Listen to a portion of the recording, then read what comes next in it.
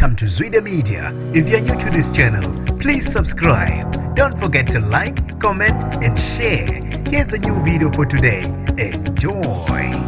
Ucishe walufela ubala umculi kaMaskandi wasophongolo uGovozile tourist Khumalo oshaywe amaphoyisa ngesikhulu ihluku ukuthi kuze kwalamula elinye lamaphoyisa belimazi ukuthi ungumculi labe selikhuza oza kwabo uthi ngaphandle kwalelo phoyisa ubesazoqhubeka abulawe ngenduku. Ngibingelele ngiphinde nginamukele kuphina kuphi landibula khona le video. Mango uqala usijoinele likhasi wamulekele igama lami ngosibonga konke wakandwanda mothanda ungangibiza intatheli eka YouTube. Uthi ucishe walifela ubala umculi kaMaskandi wasophongolo uGovozile Khumalo oshaywe ngamaphoyisa ngesikhulu ihluku uthi kusize ukulamula kwelinye lamaphoyisa belimazi ukuthi ungumculi labe selikhuza oza kwabo. Namanje uthi akazi ukuthi yini ashayelwe yona njengoba eshaywe ngesikhulu ihluku uthi ubephuma kwenye yezindawo ngesikhathi emiswa amaphoyisa ePitretief ube esekulalela lokho wama njengoba bemmesile babe sebemgibela ngenduku ngaphandle kokubuza ukuthile. Ngakho ke uthi ufisa